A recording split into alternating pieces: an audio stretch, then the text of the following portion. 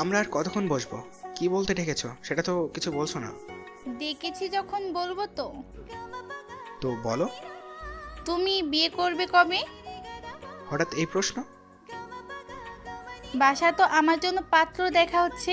আমি এতদিন এটা সেটা পরে কাটিয়ে নিয়েছি, কিন্তু এবার আর কাটাতে পারছি না। ছেড়ে সব দিক থেকে ভালো। এটা তো ভালো খবর। আমার জানা মতে তোমার তো কোনো বয়ফ্রেন্ড নাই, তাহলে তুমি রাজি হচ্ছ না কেন? তিথি সৈকতের দিকে কিছুক্ষণ তাকিয়ে রইল, তারপর বলল, রাজি হয়ে যাব। তাহলে সব দিক থেকে ভালো হলে অবশ্যই রাজি হয়ে যাবে। তাহলে আমাদের সম্পর্কটা? সৈকত সরু চোখে বলল, আমাদের কিসের সম্পর্ক? এখানে আমাদের সম্পর্ক কোথা থেকে আসছে? আসছে কারণ আমাদের সম্পর্কটা শুধু বন্ধুত্বের ছিল না। একটা ছেলে আর একটা মেয়ের সম্পর্ক কখনো ভালো বন্ধুত্বের মধ্যে সীমাবদ্ধ থাকে না, সেটা আরও বেশি কিছু হয়। আমাদের মধ্যে এত শেয়ারিং কেয়ারিং এগুলোর কি মানে? সৈকত অবাক হচ্ছে তিথির কথায়। কি বলছে ও এসব? সৈকত তো খুব স্বাভাবিকভাবে একজন বন্ধুর মতো চলতো ওর সাথে, বন্ধুত্বের সীমারেখা মেনেই চলতো। সে খানিকটা বিরক্ত হয়ে বলল, কে বলেছে তোমাকে ছেলে আর মেয়ের সম্পর্ক বন্ধুদের মধ্যে সীমাবদ্ধ থাকতে পারে না? আর বন্ধুর সাথে শেয়ারিং কেয়ারিং হবে না তো কার সাথে হবে? এসব করলে সেটা বন্ধুত্বের বেশি কিছু হয়ে গেল। একটা ছেলে আর একটা মেয়ের মাঝে যখন আলাদা করে বন্ধুত্বটা গাঢ় হয়, সেটা কেন হয়? বেশি কিছু হয় বলেই তো হয়। তিথি, তুমি একটা ভুলের ভেতর বাস করছো। বন্ধুত্ব আর তার থেকে বেশি কিছু হয়ে যাওয়ার যে সীমারেখা, সেটা সম্পর্কে তোমার নিজেরই ঠিক ধারণা নেই, যে কারণে আমাকে এসব বলতে পারছো। ভেবে বলো তো, আমি কখনো এমন কিছু বলেছি যেটাতে প্রেম ভালোবাসা প্রকাশ পায়? সব কথা কি শুধু মুখে বললেই হয়? তা হয়তো সবার সময় হয় না, কিন্তু আমি জানি আমি কখনো এমন কিছু করিনি যেটাতে তোমার এসব মনে হতে পারে। আর সবচেয়ে বড় কথা হলো, মনের ধারণার উপর ডিপেন্ড করে এই ধরনের কোনো সিদ্ধান্ত আসা যায় না। এটা স্রেফ বোকামি। সবটাই তাহলে আমার বোকামো? বোকামি নয়, এলোমেলো যা খুশি ভেবে নিলেই তো হবে না। ঠিক আছে, আমি না হয় ভুলের ভেতর ছিলাম। এখন যেহেতু বিষয়টা উঠেই গেল, তুমি তো বুঝেই গিয়েছো আমি তোমাকে কি চোখে দেখছি। আমাদের মাঝে যেহেতু ভালো একটা সম্পর্ক আছেই, তাহলে এখন কি তুমি আমাকে নিয়ে ভাবতে পারো না? না, পারি না। এটা অসম্ভব। অসম্ভব? কেন অসম্ভব? কি সমস্যা? সমস্যা এটাই যে বন্ধু আর কলিগ ছাড়া তোমাকে আমি কখনো কিছু ভাবিনি। আমাদের এতদিনের পরিচয়, তোমাকে নিয়ে তেমন কোনো অনুভূতি তৈরি হবার থাকলে এতদিনে নিশ্চয়ই তা হয়ে যেত। তিথি মরিয়া হয়ে বলল, কিন্তু আমি তো তোমাকে ভালোবেসে ফেলেছি। তোমার প্রতি আমার কোনো ফিলিংস নাই, বুঝতে পারছো না কেন? ঠিক আছে, আমি তো বুঝলাম সেভাবে আমাকে নিয়ে কখনো ভাবোনি। তাহলে এখন ভাবো, একবার ভেবে দেখতে তো পারো। আমার ধারণা তখন তোমার ধারণা পাল্টাবে। আমি তো বললাম এটা সম্ভব নয়, কখনোই না। কখনোই না বলছো কেন? তুমি প্রয়োজনে সময় নাও। এখানে সময় নেওয়ার প্রয়োজন দেখছি না আমি। তারপর নরম হয়ে বলল, তিথি, আমরা দুজনেই ম্যাচিওর্ড মানুষ। ছেলে মানুষই আমাদের মানায় না। ভালোবাসার ব্যাপারটা মন থেকে আপনা আপনি তৈরি হয়। এটা বলে কয়ে ভেবেচিন্তে হয় না কখনোই। তোমার ব্যাপারে এমন ফিলিংস আমার কখনোই আসেনি, আর আসবেও না। তুমি একটা স্মার্ট মেয়ে, তোমার কাছে থেকে এমনটা আমি আশাও করি নাই। বাসায় গিয়ে ঠান্ডা মাথায় ভালো করে সব কিছু বুঝতে চেষ্টা করো। তারপরে নিজেই সিদ্ধান্তে আসতে পারবে যে এসব ছেলে মানুষই রেখে তোমার জন্য দেখা পাত্রকে বিয়ে করাটাই উত্তম হবে। আমার কথা শেষ, এখন আমি উঠবো। তিথি চোখ করে বসে রইল। তার চোখে পানি চলে এসেছে। সে আর কিছুই বলল না। তার ইচ্ছে করছে চিৎকার করে কাঁদে। সে মনে মনে সৈকতকে কত ভালোবেসেছিল, কত স্বপ্ন সাজিয়ে ফেলেছিল। সবাই বাড়ির ঘরের মতো একটা ঢেউয়ে বিলীন হয়ে গেল। রেস্টুরেন্ট থেকে বের হয়ে সৈকত তিথিকে রিক্সা ঠিক করে দিল। তিথি বলল, তুমি আসবে না? না। দিদি কথা না বাড়িয়ে চলে গেল। পুরো ব্যাপারটায় সৈকত হকচকিয়ে গেছে। সে চাইলেই তার বিয়ে হয়ে গেছে বলে দিতে পারত, কিন্তু সেটা করেনি। কারণ সে চেয়েছে তিথি এটা বুঝুক যে সৈকত কোনোভাবেই তিথিকে প্রেম ভালোবাসার মতো ব্যাপারে চায়নি এবং চায়ও না। বিয়ের ব্যাপারটা বললে তিথি হয়তো ভাবতো সৈকত বেটার অপশন পেয়ে ওকে রেখে অন্য কাউকে বিয়ে করে ফেলেছে। তাই বিয়ের কথা সে সময় মতো সবাইকে একসাথে জানাবে। তবে তিথির জন্য তার মন খারাপ লাগতে লাগলো। তিথির সাথে তার হয়তো ভালো বন্ধুত্বে জড়ানোটা ঠিক হয়নি। মেয়েটা এত বোকা কেন? সে তো সবার সাথেই এভাবে মেশে, তাহলে ও কেন এমন ভাবনা ভাববে? এরপর থেকে সৈকত তিথিকে এড়িয়ে চলতে লাগলো, সেই সাথে অফিসের অন্য সব মেয়ে স্টাফদেরও এড়িয়ে চলতে লাগলো। তিথি ওর বিয়ের কি করলো সেটাও জানতে চাইলো না। অফিসের কাজ নিয়ে নিজের ব্যস্ততা দেখালো। সবাই দেখলো সৈকত আজকাল কাজ আর ফোন নিয়ে ব্যস্ত থাকে। আজ মঙ্গলবার, সৈকত অপেক্ষায় আছে বৃহস্পতিবার অফিস থেকে সে ঢাকার উদ্দেশ্যে রওনা হয়ে যাবে, তবে শর্মিকে জানাবে না। সৈকতকে হুট করে দেখতে পেয়ে শর্মির কি অনুভূতি হয় সেটা দেখতে চায় সে। তারপর সে আম্মুকে ফোন দেয়। ওর আম্মু ফোন পিক করতে সালাম দিল। ওর আম্মু সালামের জবাব দিয়ে বলল, কি করছিস? এই একটু কাজ আছে, শেষ করে ঘুমিয়ে পড়বো। তুমি কি করছো? এই তো শুতে যাবো এখন। শর্মির সাথে কি কথা টথা বলিস ঠিক মতো? বলি তো। ভালোভাবে কথা বলবি, একদম জ্বালাবি না ওকে। আমি তো ওকে জ্বালাই না, কিন্তু কথা হলো আমি নেই, আর সেই সুযোগে দাদির প্রযোজনায় তোমরা বউ শাশুড়ি মিলে বাংলা সিনেমা নাকি হিন্দি সিরিয়াল বানাচ্ছ। প্রশ্ন তো সেটা। এগুলো আবার কি কথা, ফাজিল ছেলে? তুই এবার আসলে ওকে নিয়ে ওদের বাপের বাড়ি ঘুরে আসিস। অনেক দিন তো হয়ে গেল এসেছে, বাড়ির কথা ভাবে মনে হয়। আমাকে কেন নিয়ে যেতে হবে? এই সপ্তাহে ঢাকা আসতে পারবো কিনা তাই জানি না। আমি বরং শিয়াবকে বলে দিচ্ছি, ও এসে নিয়ে যাক। ঠিক আছে। তারপর মা ছেলে আরও কিছু কথা বলে ফোন রেখে দেয়। সৈকত এরপর শর্মিকে কল দিল। শর্মি ফোন পিক করে বলল, হ্যালো।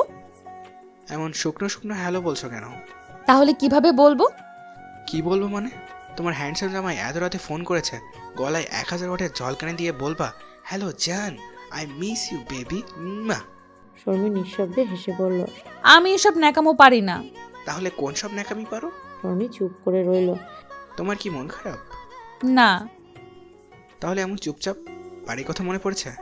শর্মি মনে মনে বলল, আপনাকে মনে পড়ছে, ভীষণভাবে মনে পড়ছে। কথা না বললে হবে? ঠিক আছে, আমি শিয়াবকে ফোন করে দিচ্ছি, ও এসে তোমাকে নিয়ে যাক।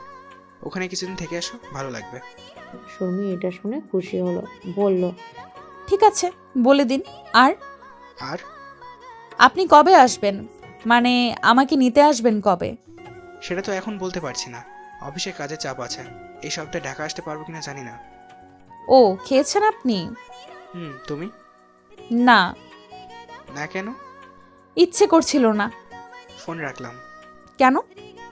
কি করব? আপনি কি রাগ করলেন? তুমি শুধু হুহা করে যাচ্ছ, আমি একা কি কথা বলবো? আপনি বলুন, আমি তো শুনছি। আমার ঘুম পাচ্ছে, রাখি, পরে কথা হবে। সৈকত ফোন রেখে দিল। শর্মির ইচ্ছে হচ্ছে সৈকতের কলার চেপে ধরে বলে, আমার হ্যান্ডসাম জামাই, এমনি দূরে থাকো, এখন আবার ফোন কেটে দেওয়া হচ্ছে। এমন পানিশমেন্ট দিব যে আমাকে ছেড়ে থাকার কথা মনেও আনতে পারবে না। সকালে নাস্তার টেবিলে বসেছে সবাই। সৈকতের মা শর্মিকে বলল, কয়েকদিন তো হয়ে গেল, তুমি চাইলেই বাবার বাড়ি থেকে ঘুরে আসতে পারো, বাড়ি গেলে ভালো লাগবে। শর্মি খুশি হলো, বলল, ঠিক আছে। তাহলে শিয়াবকে ফোন করে বলে দাও ও এসে যেন তোমাকে নিয়ে যায়। ঠিক আছে। সৈকতের দাদি বললেন, ঢং, আমার বিয়া হয়েছে পরে, বাপের বাড়ি চেহারা আর দেখি নাই, আর এখন দেখি সব নতুন হিসাব। সৈকতের মা বললেন, মা, আপনার নিশ্চয়ই তখন বাবার বাড়ির জন্য খুব মন পুড়তো, তাহলে আর ওকে আটকাবেন কেন? যাক না। শর্মি তাড়াতাড়ি বলল, দাদি, আমি দুদিন থেকেই চলে আসব, এর বেশি থাকবো না। যাও যাও, ঘুরে আসো। তাদের আলাপের মাঝখানেই কলিং বেল বেজে উঠল। শর্মি উঠতে চাইলে সৈকতের মা বললেন, আমি দেখছি, তুমি খাও। দরজা খুলতেই দেখলেন শিহাব দাঁড়িয়ে। ওকে ভিতরে আসতে বলে শর্মিকে ডাকলেন। শর্মি, দেখে এসেছে। শর্মি এগিয়ে এসে দেখে শিহাব। সে অবাক হয়ে বলল, তুই এত সকালে? বাসার সবাই ভালো আছে তো? সবাই ভালো আছে। গতকাল রাতে ভাইয়া ফোন করেছিল, বলল তোমাকে নিতে আসতে, আর আমি যেন ভোরে উঠেই চলে আসি, সেজন্য সে সকাল 6টায় আমাকে ফোন করে জাগিয়ে তুলেছে। সৈকতের এই ব্যাপারটা শর্মির খুব ভালো লাগলো। সে শিহাবকে বলল, ভালো হয়েছে, আয় বস, আমরা তো সবাই খেতে বসেছি। তুই খেয়ে এসেছিস? এত সকালে কি খাবো, পাগল নাকি তুমি? শর্মিতার শাশুড়ির দিকে তাকাতেই তিনি বললেন, তুমি দাঁড়িয়ে আছে কেন? ওর খাবারের ব্যবস্থা করো। সিহাব, তুমি ফ্রেশ হয়ে সোজা ডাইনিংয়ে চলে আসো, আমরা নাস্তাই করতেছিলাম। শিহাব বলল, আন্টি, আমি এত সকালে এসেছি যে মিষ্টি টিষ্টি কিছু আনতে পারিনি। মাছের বাজার পেয়ে গেলাম, তাই দুটো মাছ নিয়ে এসেছি। মাত্রই মাছ বাজারে এসেছে, একদম তাজা রুই মাছ আর কাতলা মাছ। তুমি বাচ্চা ছেলে, তোমাকে এসব কে করতে বলেছে? হ্যাঁ, আচ্ছা যাও, ফ্রেশ হয়ে খেতে এসো আগে। শর্মি শিহাবকে নিয়ে ডাইনিং টেবিলে বসতেই দাদি বলে উঠলেন, ওরে তো দেখি আগেই আসতে বইলা রাখছোস, তাহলে আর এতক্ষণ নাটক করলা কেন? শর্মি করুণ মুখে বলল। দাদি, আমি সত্যিই জানতাম না শিহাব আসবে। শিহাব বলল, দাদি, সৈকত ভাইয়া আমাকে কাল রাতে আসতে বলেছে। আমার আসার কথা আপু কিছু জানে না, কারণ ভাইয়া বলতে মানা করেছিল। তিনি চেয়েছিলেন আপুকে সারপ্রাইজ দিতে। ও ঢং দেখি পাসি না, যত সব। এমন সময় সুপ্তি এলো, এসে শিহাবকে দেখে চমকে উঠল। আরে, এই ছেলে এখানে কি করছে? এত সকালে এর তো আসার কথা না। নাকি আমি এখনো ঘুমে আছি? নিশ্চয়ই ঘুমে আছি। ধুর, ভাইয়ার বিয়েতে একে দেখার পর থেকে কখন জেগে আছি কখন ঘুমিয়ে আছি টেরই পাচ্ছি না। যত জোরে মানুষ আচার খায় তার চেয়েও জোরে এত এর ওপর ক্রাশ খেয়ে বসে পড়েছি। আসলে বসেও না, একেবারে আটার বস্তার মতো চিত পটাং হয়ে গেছি। উফ, কি দরকার ছিল ভাইটার এত কিউট হবার? সুপ্তিকে এমন করে দাঁড়িয়ে থাকতে দেখে ওর মা বলে উঠলেন, এই যে এসেছেন নবাব জাদি। এত সকালে উঠলেই কেন? 12টা তো এখনো বাজে নাই। যা যা, আবার শুয়ে পড়। সুপ্তি ভাবল। এই আম্মুটা না ঘুমের মাঝেও কেমন বকে। সে মায়ের কাছে গিয়ে বলল, মা, ঘুমের মধ্যে তো দুটো ভালো কথা বলতে পারো নাকি? তখন ওর আম্মু ওর কান টেনে ধরে বললেন। লাগছে না কানে? হ্যাঁ, বোঝা যাচ্ছে কিছু? সুপ্তি আ আ করে চিৎকার করে কান ছাড়তে বলল। তার মা কান ছেড়ে দিতেই সুপ্তি দেখলো শিহাব হাসছে। আহ, সে কি হাসি দেখলেই কলিজায় লাগে রে। এই ছেলেকে তো ধরে নিয়ে বিয়ে করে ফেলতে হবে। এই বাড়িতে সে আসবে জামাই হয়ে, আর সে লাল টুকটুকে শাড়ি পরে সেজেগুজে তাকে খাবার সার্ভ করবে। তখনই তার মনে পড়লো এই মুহূর্তে সে অতি পুরনো আলকাল্লা টাইপ টি শার্ট আর ট্রাউজার পরে আছে। ভালো করে তাকালে টি শার্টে 2-4টা ফুটোও হয়তো দেখা যাবে। বর্ষার ব্যবসা গরমের কারণেই কাল রাতে এটা পড়েছিল ঘুমাতে, আর আজই ক্রাশকে আসতে হলো। তার উপর আলু থালু চুল, দেখেই বাড়ির কাজের মেয়ে মনে হচ্ছে। কি অবস্থা! শিহাব আসবে জানলে ভালো দেখে টপস আর লেগিংস পরে থাকা যেত। ফুটো টি শার্টের মতো তার কপালটাও ফুটো করে ফেলেছে সে। তারপর আম্মুকে চাপা গলায় বলল, মা, যেখানে সেখানে আমাকে এভাবে অপদস্থ করো কেন? যেখানে সেখানে কই করলাম? সত্যি এখানে আর না দাঁড়িয়ে নিজের ঘরে চলে গেল। ঘরে গিয়ে পায়চারি করছে আর ভাবছে ক্লাসের সামনে কিভাবে যাওয়া যায়। দিন রাত যাকে নিয়ে স্বপ্নে দৌড়ে বেড়ায় বাংলার সিনেমার লালা লালা লালার সুরে, সে আজ নিজের বাড়িতে এসে বসে আছে। তার তো এখন উচিত শিহাবের কাছে গিয়ে মাছের মতো চোখ গোল গোল করে তার দিকে তাকিয়ে থাকা। আর সেখানে সে শিহাবের সামনে জম্পেস কানমলা খাচ্ছে। ভাবা যায়?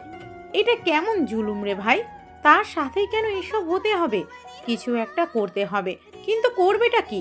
তখনই একটা আইডিয়া চলে এলো। ইয়েস, চা। নাস্তা শেষ, এখন তো চা লাগবেই। আর পৃথিবীর সব প্রেমের শুরু চায়ের কাপে। বাহ, ভালো আইডিয়া আছে তো আমার মাথায়। চায়ের কাপে তো ঝড় তুলতেই হবে আজ। হবে হবে, আমাকে দিয়ে সব প্রেম ভালোবাসাই হবে।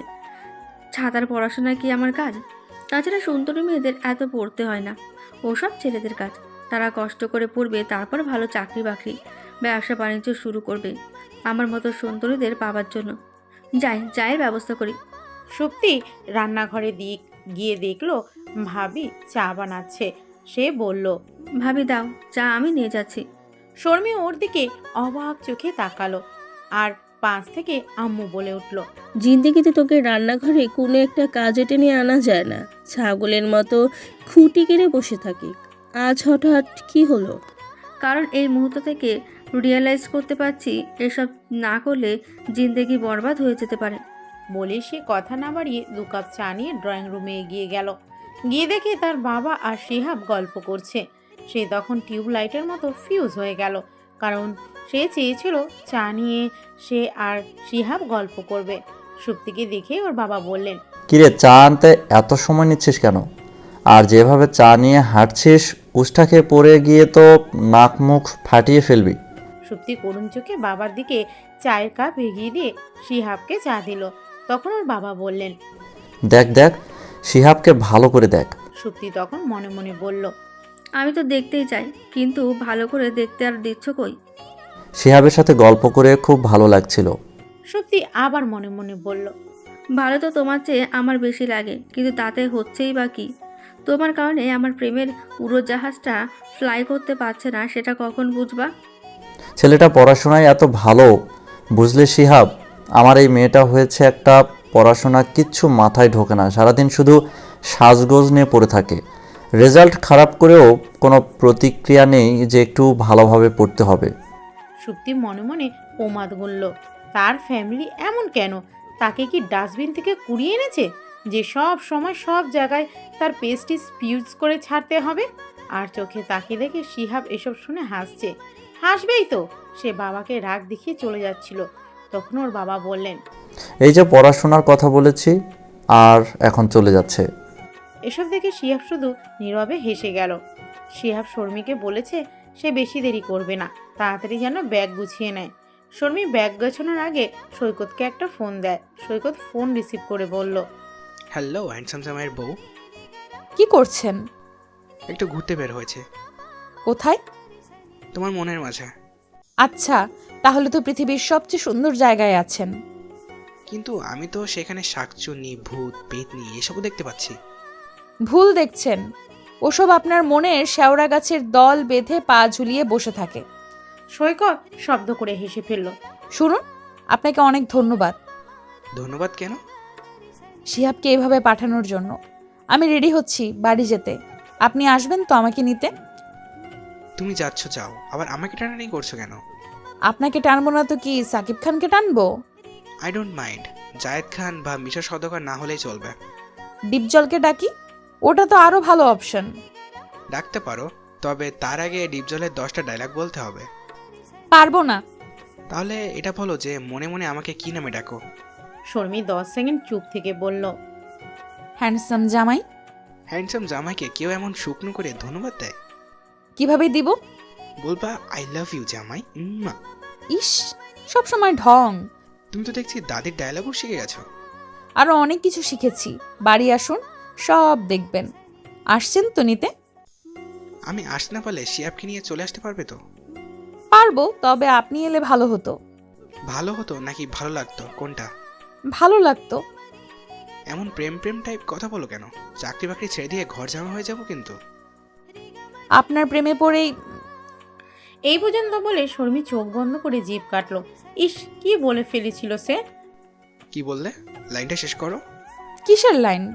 আমি কিছু বলিনি। আপনি তাড়াতাড়ি চলে আসবেন, ফোন রাখলাম। সৈকত মুচকি হেসে বলল, ঠিক আছে, চেষ্টা করব। সাবধানে যেও। শর্মি শাশুড়ি দুপুরে খেয়ে যেতে পিড়াপিড়ি করেছিল খুব, কিন্তু ওরা তার আগেই বের হয়ে গেছে। এখান থেকে ওদের বাড়ি যেতে 2 ঘন্টা সময় লাগে। শর্মির মনে হচ্ছে কয়েক বছর পর বাড়ি যাচ্ছে সে। বাড়ির মানুষ, বাড়ির আকাশ কতদিন দেখে না সে। সৈকতের চেয়ে সুপ্তি বয়সে অনেক ছোট। সুপ্তি সবে ইন্টার সেকেন্ড ইয়ারে উঠেছে। ইন্টারে পড়ুয়া আর সব মেয়েদের মতো সেও প্রজাপতির রঙিন ডানায় উড়ে বেড়াচ্ছে টাইপ। পড়াশোনা ছাড়া অন্য সকল বিষয়েই তার ব্যাপক আগ্রহ। নাটক, সিনেমার প্রায় সব নায়কের উপর ক্রাশ খাওয়া তার প্রিয় অভ্যাস। অবশ্য কারো উপরে বেশি দিন এই ফিলিংস তার থাকে না। তবে সম্প্রতি সে ভাইয়ের বিয়েতে গিয়ে ভাবি ছোট ভাইয়ের উপর ক্রাশ খেয়ে ফেলেছে। তার কাছে মনে হচ্ছে এবার সে সিরিয়াস টাইপ ক্রাশ খেয়েছে। সকাল সকাল ঘুম থেকে উঠে শিয়াবকে বাসায় দেখে তার মনে নতুন উদ্যমে প্রজাপতি উঠতে শুরু করেছে। রয়্যাল ব্লু শার্টে ছেলেটাকে দেখে তার হার্টবিট আটকে গিয়েছিল। কিভাবে কি করা যায়, সকাল থেকে সে চিন্তায় সে মগ্ন। তার মাথায় একটা আইডিয়া অবশ্য ইতিমধ্যে এসে গিয়েছে, সেটা এখন শুধু কাজে লাগাবার পালা। তারই সূত্রে সে ফেসবুকে নতুন একটা অ্যাকাউন্ট খুলে ফেলল। নাম দিল শিহাবের বউ। প্রোফাইল পিকে দিয়ে দিল পিছনের দিকে দাঁড়ানো এক কাপলের ছবি, যারা হাত ধরাধরি করে দাঁড়িয়ে আছে। পাশে একটা হার্ট চিহ্ন দেওয়া। বায়োতে লিখলো শিহাব আমার জান। অ্যাকাউন্ট খোলা হয়ে গেল। এবার শিহাবকে ধরার পালা। শিহাবের আইডি খুঁজে বের করলো। তারপর তাকে ফ্রেন্ড রিকোয়েস্ট দিয়ে একটি গান লিখে মেসেজ পাঠিয়ে দিল। তি প্রেমে হাসিয়া ভাসিয়া উতলা হওয়ায় চলো নিরালায়, চলো নিরালায়। আমি আর আমি নই, তোমাতে ডুবিয়া রই, দিয়েছ পাগল করিয়া উথাল পাথাল মন দরিয়া। পরাণের শয়নে নয়নে নয়নে তুমি শুধু মনে, তুমি আর একা নাও, আমাতে মিশিয়া রাও। দেখিয়ে রাখিব তোমায় পিয়াসী মনের গালি যায়। শয়নে স্বপনে আষাঢ়ে শ্রাবণে তুমি প্রতিক্ষণে, প্রেমে হাসিয়া ভাসিয়া উতলা হাওয়ায় চলো নিরালায়, চলো নিরালায়। মেসেজ পাঠিয়ে সে রিপ্লাইয়ের অপেক্ষা করতে লাগলো। এই মেসেজ দেখে শিহাবের মনে কোন গান বাজতে শুরু করবে সেই ভাবনায় সে অস্থির। শিহাব শর্মী থেকে 2 বছরের ছোট, পড়াশোনায় ভালো, ভালো মানে বেশ ভালো, ভদ্র ছেলে। আসলে ঠিক ভদ্র না, একটু বোকা টাইপ। পড়ুয়া ছেলেরা আবার চালাক হয় কই? তারা চোখে চশমা দিয়ে গাদা গাদা বইয়ের ভিতরে ঢুকে বোকার রাজ্যে বাস করে। শিহাবও অনেকটা তাই। এমন মানুষের বন্ধু খুব কম থাকে। শিহাবও এর ব্যতিক্রম না। শুধু রাত জেগে সে পড়াশুনো করে এমন না, দিনেও বইয়ে মুখ গুজে পড়ে থাকে। রাত 3টা পর্যন্ত পড়ে প্রায়। পড়া শেষ করে ঘুমাতে যাবার আগে তো সে ফেসবুকে 10 মিনিটের জন্য ঢু মারে। আজও ঢুকলো, দেখলো একটা ফ্রেন্ড রিকোয়েস্ট আছে। সেটা থেকে আবার মেসেজ রিকোয়েস্টও আছে। আইডির নাম দেখে সে তাজ্জব বনে গেল। আর মেসেজ দেখে তো তার অজ্ঞান হবার জোগাড়। কে এই মেয়ে? কী চাইছে সে? তার বই বা কবে থেকে হলো? একে তো সে চেনেই না। আইডিতে নিজের ছবি নাই, মেসেজ কি সব লিখেছে। ছি, মেয়েটার তো একেবারেই লজ্জা নেই। সে ফোন রেখে শুয়ে পড়ে, যেন ফোন রেখে দিলেই মেসেজদাতা আর কিছু করতে পারবে না। শিহাব সকালে ঘুম থেকে উঠে দেখলো ওই আইডি থেকে আবার কয়েকটা মেসেজ এসেছে। সে ইনবক্সে গিয়ে দেখলো লিখেছে, বাবু মেসেজে রিপ্লাই দিল না। আমাকে কেন বাবু ডাকছে? এই মেয়ের তো মাথায় সমস্যা আছে। সকালে উঠে কিন্তু প্রথম মেসেজ আমাকে দিবা কিন্তু, নাহলে খুব খারাপ হবে। সকালে উঠে একটা অপরিচিত মেয়েকে কেন মেসেজ পাঠাবো আজও? এরপরের মেসেজ সকালে এসেছে। আমার বাবু তো এখনো ঘুমায়। ওলে বাবালে, তুমি দেখি আমার চেয়েও বেশি ঘুম কাতুরে। আহা, যখন আমরা একসাথে ঘুমাবো তখন পাল্লাতে ঘুমাবো, ঠিক আছে? এগুলো কি লিখেছে? এত তোতলামো কেন করছে? আর আমি কেন এর সাথে ঘুমাবো? উড়ে গেছে চিন্তার ভাবনা ঘুম, মনে মনে 100 রং বেলুন। চুপি চুপি গল্প হবি আয়, তোকে আজ লেগেছে দারুণ। কি অসভ্য হচ্ছে। শিয়া ফোন রেখে বিছানা ছাড়লো। মেসেজ পাঠানো যে মেয়েটাকে শিহাবের এখন অসভ্য মনে হচ্ছে সে জানতো না। এমন একদিন আসবে যখন এই মেয়েটা মেসেজ না পাঠালে তার দিন শুরু হবে না, রাত শেষ হবে না। সে জানতো না এই মেয়েটাই একদিন তার প্রাণের অংশ হয়ে যাবে, তারও গাইতে ইচ্ছে হবে। মনে মনে তোকে মন দিয়েছি, ক্ষণে ক্ষণে তোর পিছু নিয়েছি। জানে আকাশ, জানে বাতাস, জানে শতপ্রহর। আজ বৃহস্পতিবার। সৈকত ব্যাগ গুছিয়ে রেডি হচ্ছে। রাতের বাসে সে চট্টগ্রাম ছাড়ছে ঢাকার উদ্দেশ্যে। তবে সে নিজের বাড়ি না গিয়ে শর্মির বাড়ি যাচ্ছে। সে যে ওখানে যাচ্ছে এটা অবশ্য শর্মি জানে না। ভোর 7টা বাজার আগে সে শর্মিদের বাড়ি পৌঁছে যাবে ইনশাআল্লাহ। বাসে ওঠার আগে শর্মির সাথে ফোনে কথা বলে নিয়েছে, যেন বাসে উঠে কথা বললে ধরা না পড়ে যায়। তার বাস চলতে শুরু করলে সে ঘুমাবার চেষ্টা করলো। চোখ লেগে আসতেই ফোন এলো। তাকিয়ে দেখে তিথির সাথে সেদিনের পর কাজ ছাড়া আর কোনো কথা হয়নি। এখন কেন ফোন করেছে? সে ফোন ধরল না, কিন্তু তিথি ফোন দিয়ে যাচ্ছিল। বাধ্য হয়ে ফোন রিসিভ করে চুপ করে রইল। প্রথমে তিথি কথা শুরু করলো, কেমন আছো?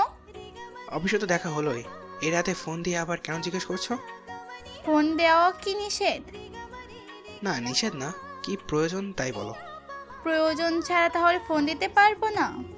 কেন কথা বাড়াচ্ছ শুধু শুধু? বলো না কি বলবে। তিথি বেশ কিছুক্ষণ চুপ রইল, তারপর বলল, আমি ভালো নেই সৈকত, তুমি কি ভাবলে জানালে না? সৈকত এবার বিরক্ত হলো। মেয়েটা এখনো এটা নিয়ে পড়ে আছে। সেই বিরক্তিটা চেপে রেখে শান্ত গলায় বলল, তিথি, আমি তোমাকে যা বলার সেদিনই বলে দিয়েছি। এটা এমন কোনো বিষয় না যে 2 দিন ভাবলাম, আবেগে পড়ে সিদ্ধান্ত নিয়ে ফেললাম। আমি সেদিন যা বলেছিলাম তা জেনে বুঝেই বলেছি। এমনটাও নয় এখন যে মত পাল্টে যাবে, কোনো অপশান আছে। সেটা সম্পূর্ণই মনের ব্যাপার। এভাবে কোনো কিছু হওয়া সম্ভব নয়। তুমি বিয়েটা করে ফেলো, সব ঠিকঠাক হয়ে যাবে। আমার ঘুম পাচ্ছে, ফোন রাখি। তিথি আর কথা বাড়ালো না, সে ফোন রেখে দিল। সৈকত ভালো জব করে, দেখতে সুদর্শন, তার উপর এর সাথে তিথির আন্ডারস্ট্যান্ডিংও ভালো, তাই ওকে কিছুতেই হাতছাড়া করতে চাইছিল না তিথি। ইমোশনাল ব্ল্যাকমেল করতে চাইছিল, কিন্তু সৈকত তো পাত্তাই দিল না। অন্য রাস্তা ধরতে হবে। সে যে সৈকতকে ভালোবাসে সেটা অবিশেষে কয়েকজনকে বলে ফেলেছে। সে আসলে শিওর ছিল সৈকতও তাই, কিন্তু ব্যাপারটা যে এমন হবে তা সে ভাবেইনি। সবার কাছে সে ছোট হবে এটা কিছুতেই হতে পারে না। সে না শুনেও অভ্যস্ত নয়। ব্যাপারটা এখন তার ইগোতে লাগছে। ছুটির দিন শেষ হোক, তারপর সৈকতকে কিভাবে বাগিয়ে আনতে হয় দেখা যাবে। সৈকত শর্মীদের বাড়ির দরজায় দাঁড়িয়ে আছে। তার শাশুড়িমা দরজা খুলে দেখেন সৈকত। সে ভীষণভাবে অবাক হলেন, বললেন, কি আশ্চর্য, তুমি আসবে সেটা তো স্বামী আমাকে বলেনি। সে তো এখনো পড়ে পড়ে ঘুমাচ্ছে। এমন গাধা মেয়ে হয়। কেমন আছো বাবা? ভালো আছে। আমি যে আসবো, শর্মী আপনাকে কিছু বলেনি? না, আর তুমি যে আসবে ও জেগে থাকবে না? দাঁড়াও, ডেকে নিয়ে আসছি। না না, ডাকতে হবে না, আমি দেখছি। ঠিক আছে, আমি তোমার খাবারের আয়োজন করি। সারা রাত জার্নি করে এসেছো, তোমার তো খিদে পেয়েছে। তা তো পেয়েছি। ঠিক আছে, তুমি ঘরে গিয়ে ফ্রেশ হয়ে এসো। সৈকত সমীর ঘরে গিয়ে দেখলো ও ঘুমাচ্ছে। সে আস্তে করে দরজাটা লাগিয়ে দিয়ে সোজা ওয়াশরুমে গিয়ে খুব সাবধানে ফ্রেশ হয়ে এসে শর্মির পাশে শুয়ে পড়ল। কিছুক্ষণ তাকিয়ে দেখলো ওকে। কি আশ্চর্য, ঘরে এত কিছু হয়ে যাচ্ছে আর এর ঘুমই ভাঙছে না। মাথার পাশে শর্মির ফোন রাখা। সে ফোন হাতে নিয়ে দেখলো স্ক্রিনে তার ছবি দেওয়া। ফোনটা লক করা নেই। বাহ, বেশ ভালো মেয়ে তো, কিন্তু ফোনটা সাইলেন্ট করা। সে তার ফোন বের করে একটা কল দিল শর্মির ফোনে। তার দেখার ইচ্ছা শর্মি তার নাম্বার কি নামে সেভ করেছে। কল দিতে স্ক্রিনে ভেসে উঠল মিস্টার বিটার। সৈকত হাসলো। ভালোই তো নাম দিয়েছে, জনাব করলা। তারপর ফোন রেখে সৈকত আস্তে করে শর্মিকে জড়িয়ে ধরল। সাথে সাথেই শর্মির ঘুম ভেঙে গেল। তাকিয়ে সৈকতকে দেখে সে লাফিয়ে উঠতে চাইলে, কিন্তু সৈকত তাকে উঠতে দিল না। বলল, একদম নড়বা না। এত ঘুম কিসে তোমার? ঘরে যে এত কিছু হয়ে যাচ্ছে, তুমি ঘুমিয়ে আছো। কেউ ধরে নিয়ে গেলেও তো টের পাবা না। শর্মি কি বলবে কিছুই বুঝতে পারছে না। তার মাথা হ্যাং হয়ে গেছে। শুধু বলল, আপনি এখানে? আমি না তো কে হবে এখানে? এই, তুমি কি অন্য কাউকে আশা করেছিলে? আপনি আসবেন সেটা জানাননি কেন? জানিয়ে এলে এসেই তোমাকে এভাবে পেতাম বলো? আচ্ছা ছাড়ুন, উঠবো। বলছি না উঠবা না? তোমার জন্য আসছে, তাই আমি যতক্ষণ না চাইবো ততক্ষণ উঠতে পারবা না। শর্মি আর নড়ল না। সৈকত এভাবে আসায় তার নিজের কাছেও অনেক ভালো লাগছে। তার ভিতরে কতটা আনন্দ হচ্ছে সেটা বলে বোঝানো যাবে না। তার এই পাগলা জামাইটা এত রোমান্টিক কেন? জামাই আসবে সে কথা আগে থেকে না জানানোর জন্য শর্মির মা শর্মিকে অনেক বকলেন। জামাইকে সে এখন মন মতো আয়োজন করে খাওয়াবে কিভাবে? শর্মি বলতেও পারছিল না সৈকত তাকে জানিয়ে আসেনি। এত ফাজিল এই ছেলেটা, ইচ্ছে করে মায়ের কাছে বকা খাওয়াচ্ছে। দুপুরে কি কি রান্না হবে, জামাইয়ের কি কি পছন্দ সেটা জানতে চাইলে শর্মি বলে দিল। ওর শুটকি মাছের ভর্তা খুব পছন্দ। শর্মির মা শুনে অবাক হলেন, বললেন, শুটকি মাছের ভর্তা? কি শুটকি? চাপা শুটকি। ছেলেরা তো শুটকি দেখলে নাক সিটকায়, আর সৌগতের এসব পছন্দ, তাও আবার চাপা শুটকি। এই তুই সত্যি বলছিস? তোকে দিয়ে কোনো বিশ্বাস নেই, এগুলো নিশ্চয়ই তোর শয়তানি। মা, শয়তানি হবে কেন? ওগুলাই ওর পছন্দ, তুমি রান্না করো। শর্মির মা সরু চোখে শর্মির দিকে চেয়ে রইলেন। হয়তো আন্দাজ করতে চাইছেন মেয়ে সত্য বলছে নাকি ফাজলামো করছে। শর্মি মায়ের তাকানোর ভঙ্গি দেখে তাড়াতাড়ি রান্নাঘর থেকে বের হয়ে এলো। দুপুরে সবাই খেতে বসলো। সৈকত বসতেই তার সামনে চ্যাপার ভর্তাটা রাখলো শর্মি। সৈকতের নাক মুখ কুঁচকে গেল। এমন পচা স্মেল কোথা থেকে আসছে? খাবার থেকে তো আসার কথা না, কিন্তু মনে তো হচ্ছে খাবার থেকে আসছে। সে মিনমিন করে বলল, কি রান্না করছেন মা? কেমন অন্যরকম একটা স্মেল পাচ্ছি। তোমার পছন্দের চাপা শুটকি ভর্তা, ওই যে তোমার সামনে। সৈকতের প্রায় বমি এসে গেল। সে অবাক হয়ে বলল, কিন্তু আমার যে চ্যাপা শুটকি পছন্দ সেটা আপনাকে কে জানালো? কেন, শর্মি বলেছে? ওকে জিজ্ঞেস করলাম তোমার কি কি পছন্দ, তখন বলল। সৈকত চোখ পাকিয়ে আর চোখে শর্মির দিকে তাকালো একবার। দেখে সে মুচকি হাসছে। বুঝতে পারলো তার নিজের করা কোনো না কোনো সময়ের বাদরামির ফল এটা। সে এখন কি করবে বুঝে উঠতে পারছে না। মনে মনে দাঁত কিরমির করে বলল, বুশ, তোমাকে আমি এমন নাচ নাচাবো যে ওয়াসামা বিন লাদেনিয়াদা জায়গা। শর্মির মা তখন বলে উঠলেন। কি হল বাবা, খাও, ভর্তা তুলে দেব। সৈকত প্রায় চিৎকার করে উঠল। না না মা, আমি সব নিয়ে নিচ্ছি। কিন্তু মা, আসলে হয়েছে কি, রাতে বাইরে থেকে খাবার খেয়ে এসেছি তো পেটটা কেমন যেন করছে, তাই ভাবছিলাম শুটকি খাওয়া কি ঠিক হবে? শর্মির বাবা বললেন, তাই নাকি? তাহলে তো বাবা, তোমার এসব তেল মশলাটায় কোনো খাবারই খাওয়া ঠিক হবে না। তুমি বরং সাদা ভাত খাও, করলা ভাজি দিয়ে, ডালও খাও। সৈকতের যে এই অবস্থা, আগে বললি না কেন শর্মি? তাহলে কাঁচা কলার ব্যবস্থা করা যেত। খাওয়া শেষ হলে শিহাবকে দিয়ে সেলাইন আনিয়ে দিস। সৈকত করুণ চোখে খাবারের দিকে তাকিয়ে আছে। টেবিল ভর্তি এত লোভনীয় সব খাবার, সব তারই উদ্দেশ্যে রান্না করা হয়েছে, অথচ তাকে কিনা শুধু করলা ভাজি আর স্যালাইন খেতে হবে। বুশ, তোমার কি আমি... তারপর মিনমিন করে একবার বলল, আসলে বাবা তেমন খারাপ অবস্থা না, আমি খেতে পারবো এসব। না না, তুমি বললে তো হবে না। তোমরা ইয়াং জেনারেশন সব কিছুতে পাওয়ার দেখাতে চাও, আর ভাবো আমরা কিছুই জানি না। এবেলা আমার কথা শোনো, যা বলছি তাই খাও, তারপর দেখো কেমন লাগে। ভালো লাগলে অন্য সব খাবার খেও পরে। আসলে হয়েছে কি বাবা, আমার আবার পেট খারাপ একবেলার বেশি থাকে না। ঠিক আছে, সমস্যা নেই, আমি করলা ভাজি খাচ্ছি। শর্মির মা শর্মির দিকে তাকিয়ে রইল।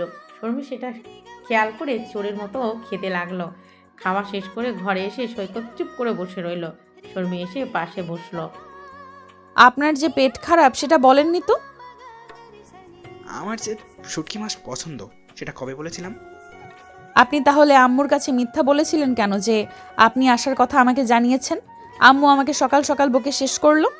ও, আম্মুর বকাটাই বেশি হয়ে গেল। আর আমি যে তোমার জন্য এত দূর থেকে কষ্ট করে এলাম সেটা কিছু না? আমার ভালোবাসাটা কিছু না? আচ্ছা সরি।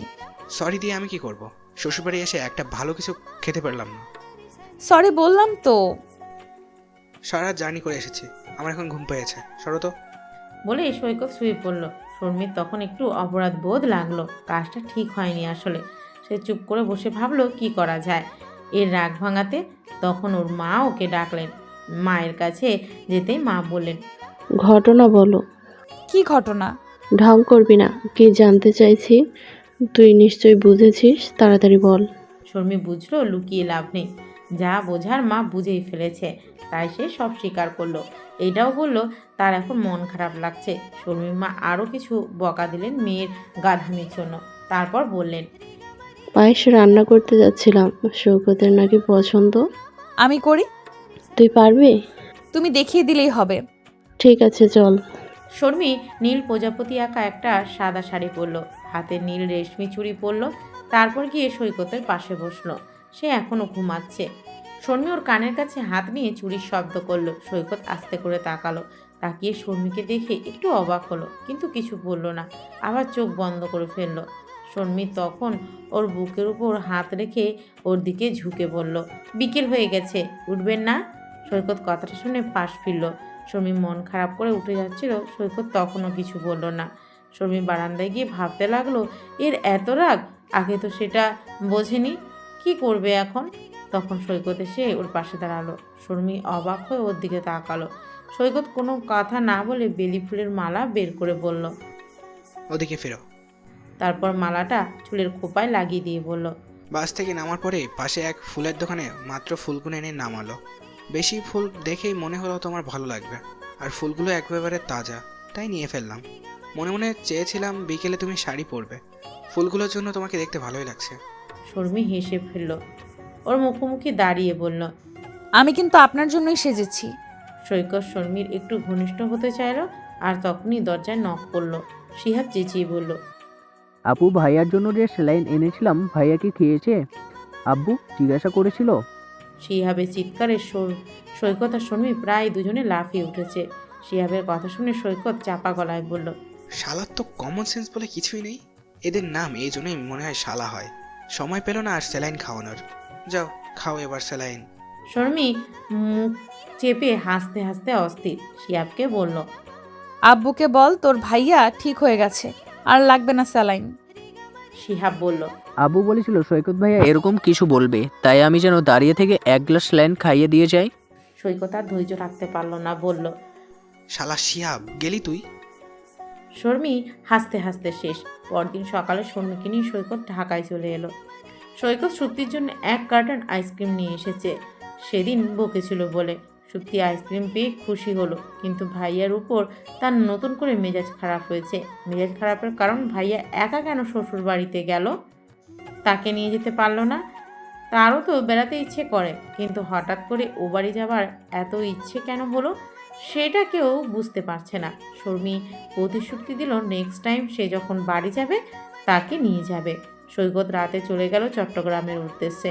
পরদিন অফিসে গেল মিষ্টি নিয়ে। সৈকতের হাতে মিষ্টি দেখে সবাই অবাক। সৈকত প্রথমেই মিষ্টি তার বসের জন্য নিয়ে তার কেবিনে ঢুকলো। বিয়ের কথা শুনে বস ভীষণ খুশি হলেন, তার নতুন জীবনের জন্য শুভকামনা জানালেন। সেখান থেকে বের হয়ে লাঞ্চ আওয়ারে সবাইকে অফিস ক্যান্টিনে ডাকলো, তারপর সবাইকে মিষ্টি দিল। সবাই উৎসুক হয়ে মিষ্টি খেয়ে অপেক্ষা করছে ঘটনা কি জানার জন্য। সৈকত বলতে শুরু করলো সে বিয়ে করে ফেলেছে। কবে, কোথায়, কিভাবে বিয়ে করেছে তা শর্ট করে জানিয়ে বলল। আর সবাইকে ডিনার করাবে রেস্টুরেন্টে। বলার পর সে তিথিকে আর চোখে দেখে নিল। তিথি এতক্ষণ বেশ আগ্রহ নিয়ে অপেক্ষা করছিল, কিন্তু সৈকতের বিয়ের কথা বলতেই তার হাত থেকে মিষ্টিটা পড়ে গেল। তারপর গটগট করে হেঁটে চলে গেল। সবাই ভীষণ খুশি হলো, তবে তিথির এমন আচরণ মানে অনেকেই বুঝলো না। তবে যাদের কাছে তিথি সৈকতকে ভালোবাসার কথা বলেছিল তারা অবাক হয়ে গেল, কিন্তু কেউ কিছু বলল না। তখন খাওয়া শেষ করে সবাই সৈকতকে শুভকামনা দিয়ে যে যার ডেস্কে চলে গেল। সৈকতও তার কেবিনে চলে গেল। এসে দেখলো তিথি বসে আছে সেখানে। সৈকত তার চেয়ারেই বসে তিথি বলল, কেন করলে এমন? কি কেমন করলাম? তুমি এতদিন আগে বিয়ে করেছো আর সেটা আজ কেন বললে? তোমার কি মনে হয় না এরপরও এসব প্রশ্ন অবান্তর? আর আমার ব্যক্তিগত বিষয় নিয়ে কথা বলবো না বলবো সেটা সম্পূর্ণ আমার ব্যাপার। আমি পারতাম সেদিন তোমাকে পুরো ব্যাপারটা বলতে, বলিনি কারণ তুমি তখন হয়তো মানতে পারতে না, কষ্ট বেশি পেতে, কিংবা আমাকে ভুল বুঝতে। বাহ, আমার কষ্ট পাওয়া নিয়ে খুব ভাবো তাহলে। বন্ধু ছিলে, শত্রু তো নও। বন্ধু ছিলে বলছো, এখন তাহলে বন্ধুত্বটাও নেই? বন্ধুত্ব রক্ষা করায় আমার কোনো সমস্যা নেই, কিন্তু তোমার সমস্যা হবে। তুমি এই ব্যাপারটা থেকে বের হতে পারবে না। আমি তোমাকে কোনো রকম দ্বিধায় রাখতে চাই না। আমি অন্য আর 5-6টা ছেলের মতো মেন্টালিটি নিয়ে ঘুরে বেড়াই না যে তোমাকে বন্ধুত্বের নাম দিয়ে আবেগের সাথে খেলবো। তাই এখন থেকে আমাদের ভেতর কলিগের সম্পর্কটাই বিদ্যমান থাকুক। তিথি আর কিছু বলল না, চলে গেল। তিথি চলে যাবার কিছুক্ষণ পর সৈকতের রুমমেট কলিগ এসে বলল, সৈকত ভাই, এটা কি করলেন আপনি? আপনার কাছ থেকে এমনটা আশা করিনি। কি করেছি আমি? বুঝতে পারছেন না? আপনি এতদিন তিথির সাথে ঘুরলেন ফিরলেন, আর এখন কাউকে না জানিয়ে ধুম করে বিয়ে করে নিলেন। এসবের মানে কি? কি আশ্চর্য, আমি কবে তিথির সাথে ঘুরলাম? মানে অফিসে আপনাদের মাঝে খুব ভালো একটা সম্পর্ক দেখতাম। তিথি বলতো আপনারা দুজন দুজনকে পছন্দ করেন। তাহলে এখন এসবের মানে কি? তিথি কেন এসব বলেছে আমি জানি না। আমি কখনোই ওকে এমন কিছু বলিনি যেটাতে ওর প্রতি আমার ভালোবাসা প্রকাশ পায়। আর আমি ওকে আগেই বলেছি ওর সাথে আমার কিছুই ছিল না, আর কখনো হবারও নয়। তারপরেও কেউ কিছু আঁকড়ে ধরে থাকলে সেটা তারই সমস্যা। আপনাদের মাঝে সত্যি কিছু ছিল না? ছিল তো, তবে সেটা বন্ধুত্ব, অন্য কিছু নয়। এই বিষয়টা নিয়ে আমি আর কোনো কথা বলতে চাই না। ঠিক আছে, আপনি কাজ করুন, আমি যাচ্ছি। তিথি এরপর আর সৈকতের সাথে যোগাযোগ করেনি। তার সামনে যেন কখনো না পড়ে যায় সব সময় সেই চেষ্টা করে। শুধু তাই নয়, পরদিনই সে অফিসে রেজিগনেশন লেটার জমা দিতে গিয়েছিল, কিন্তু তার কলিগ আফসানা তাকে বুঝিয়ে রেজিগনেশন লেটার দিতে আটকায়, বলে দেয় ট্রান্সফার নিয়ে নিতে। 2 সপ্তাহের মাথায় তিথি ট্রান্সফার নিয়ে এই অফিস থেকে চলে যায়। যাবার সময় সৈকতের কাছ থেকে বিদায়ও নিতে আসেনি। পরের 2 সপ্তাহ কাজের চাপে সৈকত ঢাকা যেতে পারেনি। তার বাসার অন্য তার বাসার অন্য দুই কলিগের একজন বাড়ি গেছে বিয়ে করবে বলে, আর অন্যজন 5 দিনের ট্যুরে গেছে। সৈকতকে এই কদিন একাই থাকতে হবে। সৈকতের কলিগরা যেদিন চলে গেল, শিহাব সেদিন ফোন দিয়ে বলল সে কি এক বিশেষ কাজে চট্টগ্রাম আসছে। সৈকত বলে দিল তার ফ্ল্যাটেই উঠতে। ফ্ল্যাট তো খালি আছে, কোনো সমস্যা নেই। সে অ্যাড্রেস দিয়ে বলে দিল তার তো অফিস আছে, ফ্ল্যাটের চাবি দারোয়ানের কাছে দিয়ে যাবে, আর খিদে পেলে খাবার রাখা আছে, যেন খেয়ে নেয়। পরদিন শিহাব সকালে চট্টগ্রাম পৌঁছে গেল।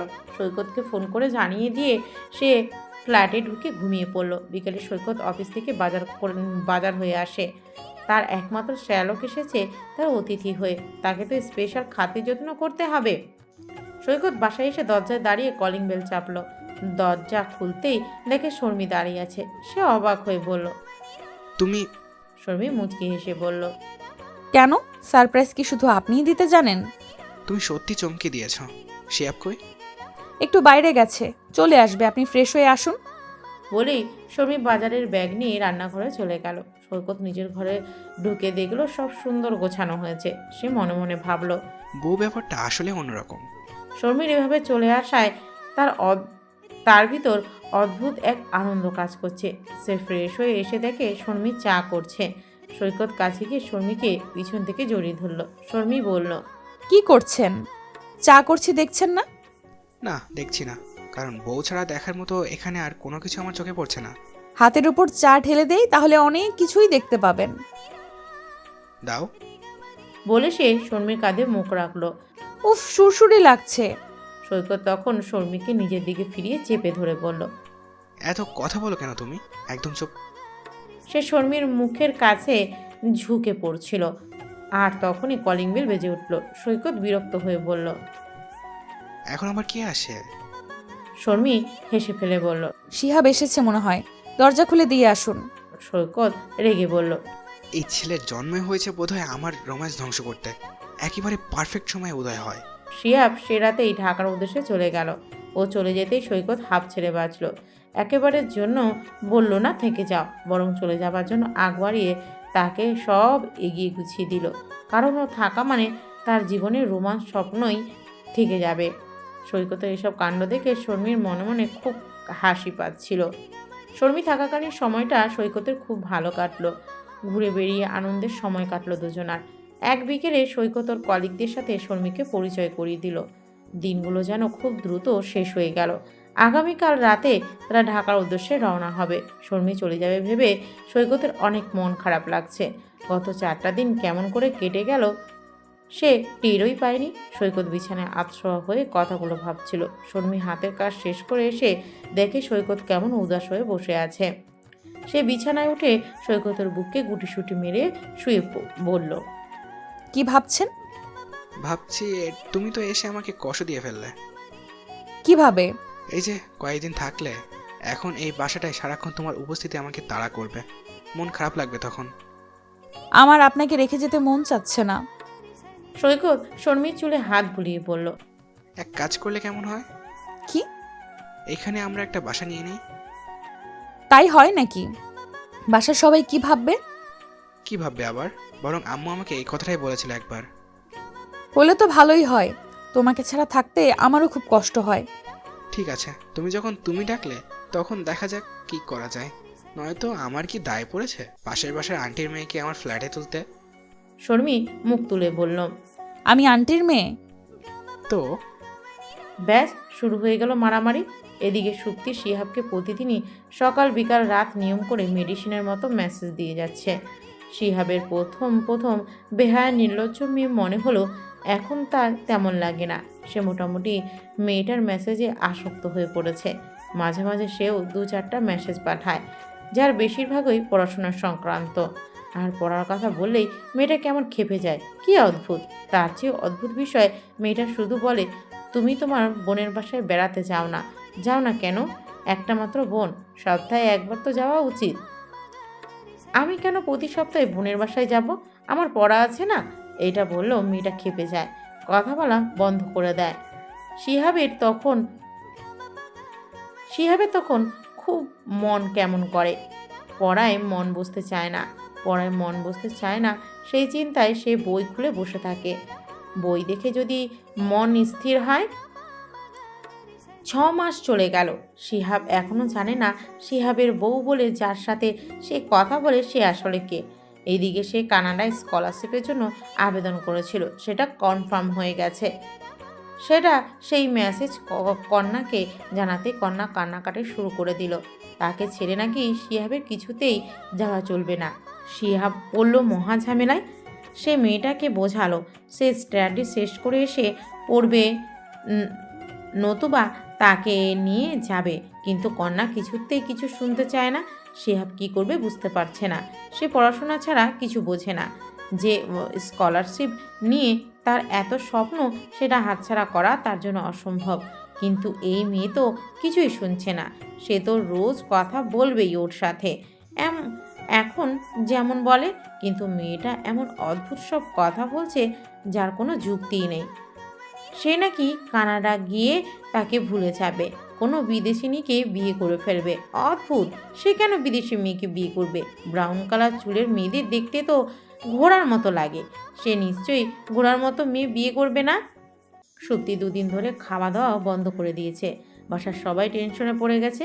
কি হয়েছে কিছুই বলছে না, শুধু কান্না করে যাচ্ছে। শর্মী অনেক চেষ্টা করছে কিন্তু তাকেও কিছু বলছে না। সৈকত ফোন করে জিজ্ঞাসা করেছে, তাকেও কিছু বলেনি। সৈকত অফিস থেকে ছুটি নিয়ে ঢাকায় চলে এলো। সবাই সুপ্তির ঘরে বসে আসছে। সুপ্তির যা বলছে তার রীতিমতো বোমা ফাটানোর মতো, সব কিছু নিস্তব্ধ করে দিয়েছে। তার কথা শুনে কি বলবে তা কেউ বুঝে উঠতে পারছে না।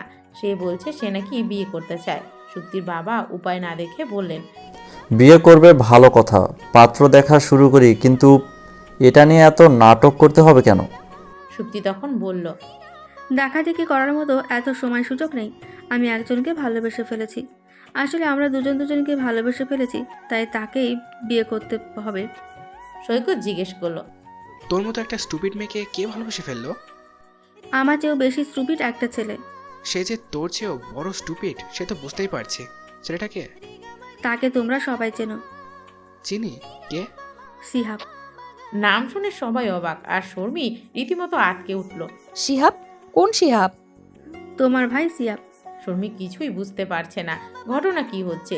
শিহাব এমন একটা কাজ করবে সেটা সে কল্পনাও করতে পারে না, তাও আবার সম্পূর্ণ তার বিপরীতধর্মী মেয়ের সাথে। একদিকে তার ভাই, অন্যদিকে তার ননদ। কোন দিকে যাবে, কাকে কি বলবে, কিছুই বুঝতে পারছে না।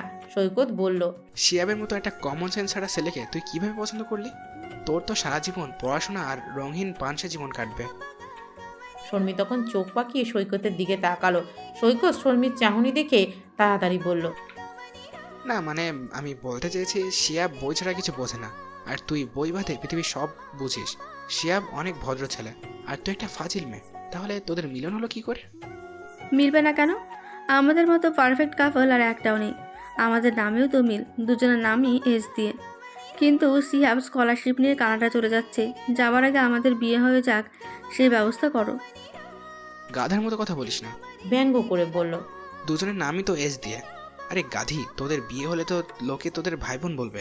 কেন? তোমাদের দুজনের নামও তো এস দিয়ে। তোমাদের কেউ ভাই বোন বলেছে কখনো? আমাদের দুজনের নাম এক কোথায়? আমি সৈকত আর বুশ, বুশরা। দেখ ভাইয়া, এসব আজাইরা কথা বলে কোনো লাভ নেই। তোমাদের আমার বিয়ের আয়োজন করতেই হবে। কবে ও বাড়িতে কথা বলবা সেটা বলো। সবাই ওর দিকে অবাক হয়ে তাকিয়ে আছে। এই মেয়ে তো লজ্জা শরম বলে কিছুই নেই, এইভাবে কেউ নিজের বিয়ের কথা বলে? সুপ্তির বাবা বললেন, ঠিক আছে, আমি ওদের সাথে কথা বলবো। এখন সবাই যার যার ঘরে যাও। আর শর্মী, তুমি তোমার বাসায় কিছু বলো না, আমি বলবো সব। শর্মী মাথা দুলিয়ে হ্যাঁ বলল। বাকি সময়টা সবার উত্তেজনা কাজ করছে, কি হবে সেটা ভেবে। সুপ্তির বাবা শর্মীর বাবাকে ফোন দিয়ে বললেন তারা সবাই বিকেলে তার বাসায় আসছে। শর্মীর বাবা শুনে খুশি হলেন।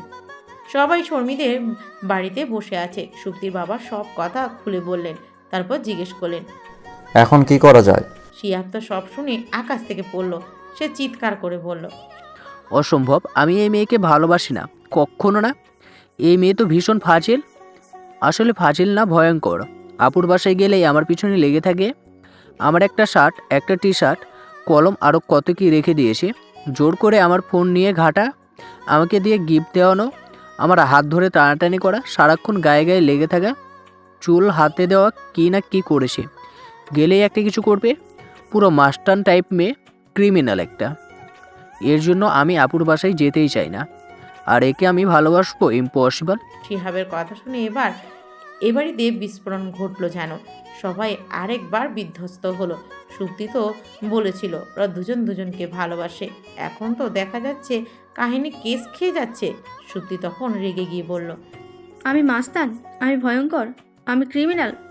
সবাইকে দেখাবো তুই যে আমাকে রাতভর কত প্রেমের ইতিহাস লিখিস। এই মেয়ে একদম তুই তুগারি করবে না। কে তোমাকে ইতিহাস লিখেছে? যত সব মিথ্যা কথা। সুপ্তি তখন তার ফোন বের করে দেখালো। শিহাবের মুখ হাঁ হয়ে গেল, কি বলবে তার ভাষা নেই, একেবারে বোবা হয়ে গেছে। এই মেয়ে কি করে ওই মেয়ে হয়?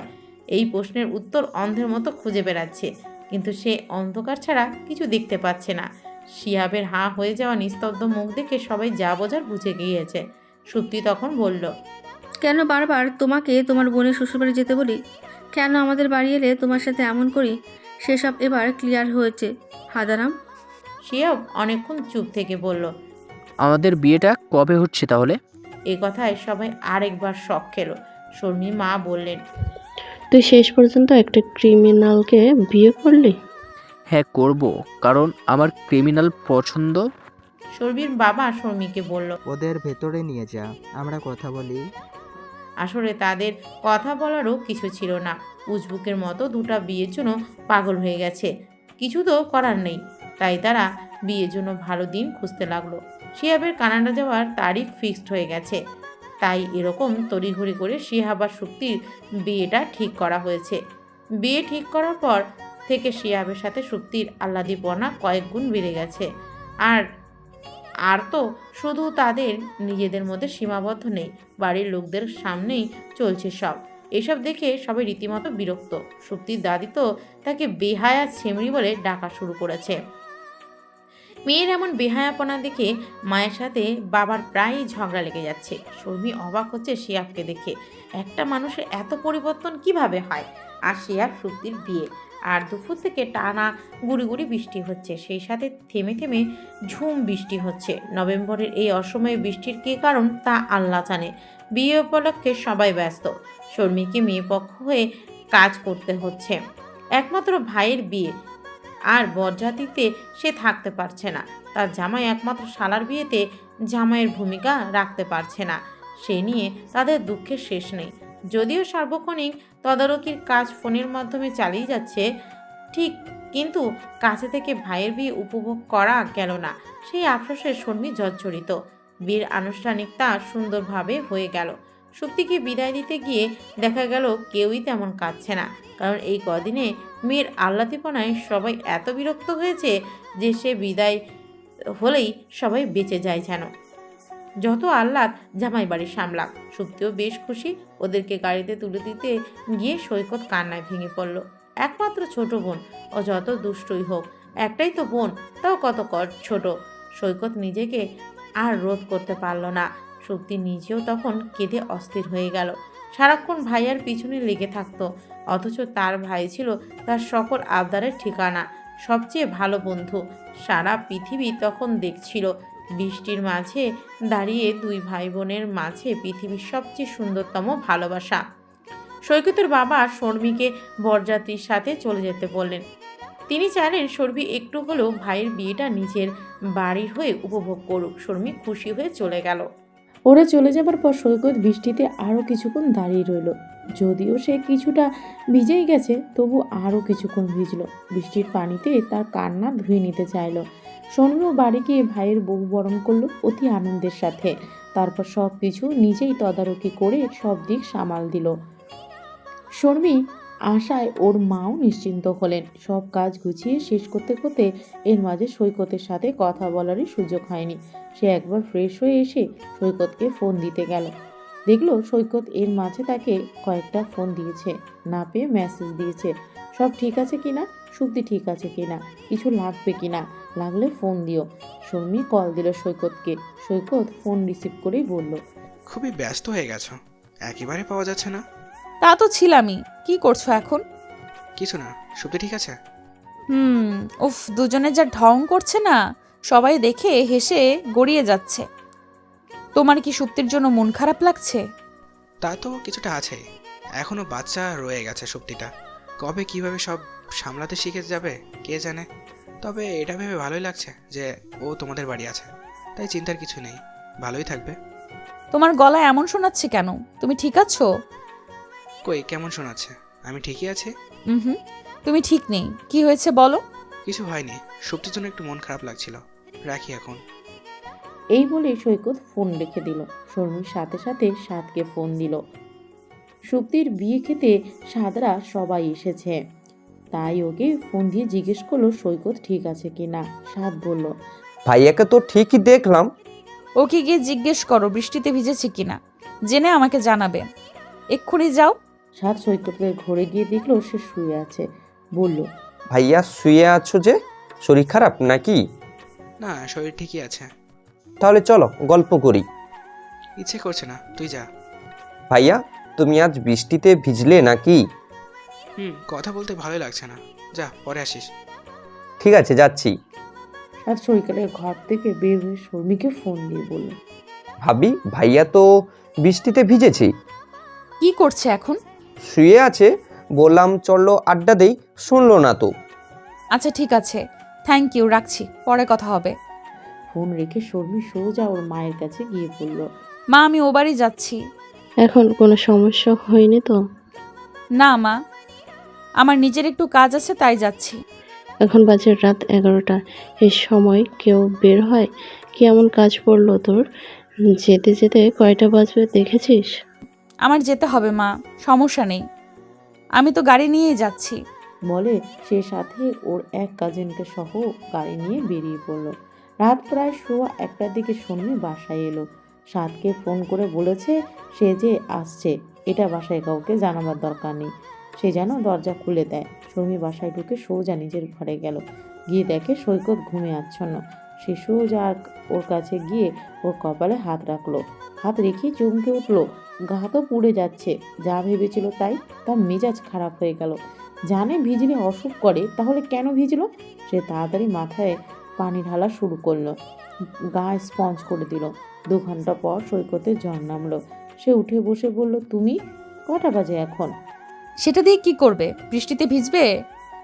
এখনো হচ্ছে, চলো বাইরে দিয়ে আসি। তুমি মনে হচ্ছে খুব ক্ষেপে আছো। পাগল, খেপবো কেন? আমি তো খুব রোমান্টিক মুডে আছি, একেবারে তোমার কোলে বসে জ্যোৎস্না বিলাস করার মুড। সৈকত ফোন হাতে নিয়ে সময় দেখলো, 3:30 বাজে। শর্মির রেগে যাবার যথেষ্ট কারণ সে ঘটিয়ে ফেলেছে, তবু গলায় দুষ্টুমি ঢেলে বলল, বাবা, এত রোমান্টিক হলে কবে যে রাত 3টায় সব ছেড়ে ছেড়ে তোমাকে আমার কাছে চলে আসতে হলো? তোমার রোমান্টিক মুড বেশ পাওয়ারফুল দেখছি। কাউকে পিটিয়ে মানুষ করবার জন্য আমার এই হাতই যথেষ্ট পাওয়ারফুল। রোমান্টিক মোমেন্টে এত বকতেছো কেন? না, বকবো কেন? তোমার জন্য একটা বেলা ও বাড়ি গিয়ে থাকতে পারলাম না। এত ভালো কাজ করেছো যে তোমাকে তো ধরে নিয়ে নোবেল দিয়ে দেওয়া উচিত। অস্কার দেওয়া যায় না? ওইটা হলে বেশি ভালো লাগতো।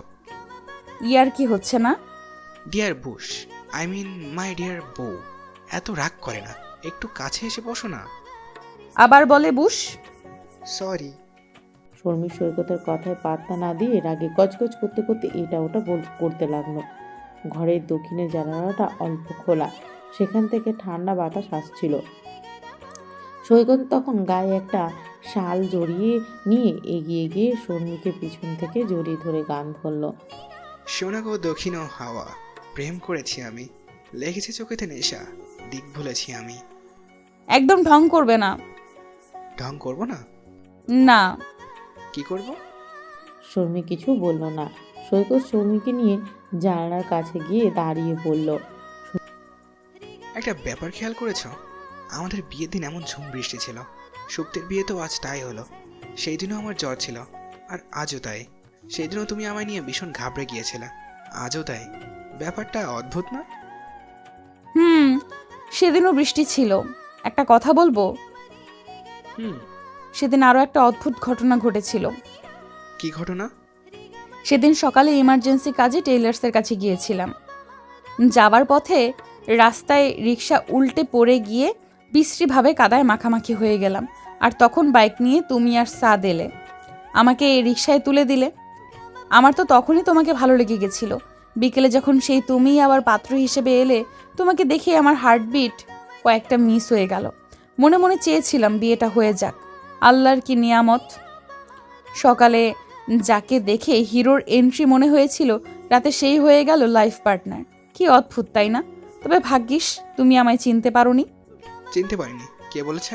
তুমি অবাক হয়ে বলল, তুমি আমাকে চিনতে পেরেছিলে? হ্যাঁ, কিভাবে? কারণ তোমাকে আর আমাকে যখন বারান্দায় একসাথে কথা বলতে পাঠানো হলো, তখন বারান্দায় কোণায় তোমার সকালে পরা ড্রেসটা ঝোলানো দেখেছি। তখন চট করে তোমার হাতের দিকে তাকালাম। রিক্সা থেকে পড়ে গিয়ে বাম হাতের কবজির কিছুটা উপরে কেটে গিয়ে রক্ত গড়িয়ে পড়েছিল তোমার। দেখলাম সেখানে ব্যান্ডেড লাগানো। বুঝে গেলাম সকালে দেখা মেয়েটা তুমি। কি আশ্চর্য, তুমি জানতে? তাহলে এতদিন কেন বলনি? তুমি আমার সাথে কতটা শেয়ারিং সেটা দেখছিলাম। কি দেখলে? মোটামুটি শেয়ারিং। তোমাকে এই ঘটনা আগে বললে তুমি আমাকে সেদিন থেকে এটা নিয়ে না জানি কি শুনিয়ে যেতে। আমার নামের পাশে বুশের সাথে সাথে কোলা ব্যাঙও জুড়ে যেত, কারণ তোমরা যে আমাকে কোলা ব্যাঙ বলেছ সেটা আমি শুনে ফেলেছিলাম। এখন যে বলে দিলে, এখন কোলাব্যাং বলবে না? এখন বলেছি কারণ তুমি যে কেয়ারিং জামাই সেটা বুঝে গেছি। সৈকত শর্মির কাঁধে হাত রেখে ঘনিষ্ঠ হয়ে দাঁড়ালো। শর্মি তখন সৈকতের কাঁধে মাথা রাখলো। বিয়ের বন্ধনটা একটা অদ্ভুত বন্ধন। দুজন মানুষকে দুই প্রান্ত থেকে ধরে এনে একসাথে জুড়ে দেওয়া হয়। তারপর তারা হয়ে ওঠে একে অপরের পরিপূরক। একে অপরের প্রতি সম্মান আর ভালোবাসার সৌন্দর্য গড়ে তোলে শান্তি সুখের নীড়। ভালোবাসায় বাঁচুক পৃথিবীর প্রতিটা মানুষ। হ্যালো বন্ধুরা, আশা করি গল্পটা সবার ভালো লেগেছে। যদি ভালো লেগে থাকে গল্পটা, তাহলে লাইক কমেন্ট শেয়ার করে আমাদের পাশে থাকুন। আপনারা যত বেশি সাড়া দেবেন তত বেশি আমরা উৎসাহ পাবো, আর আগে আরও ভালো ভালো গল্প নিয়ে আসবো। তো আপনারা কেমন টাইপের গল্প শুনতে চান সেটা আমাদের কমেন্ট করে জানান, আমরা সেই টাইপের গল্প দেওয়ার চেষ্টা করব। সবাই ভালো থাকবেন, সুস্থ থাকবেন। ধন্যবাদ সবাইকে।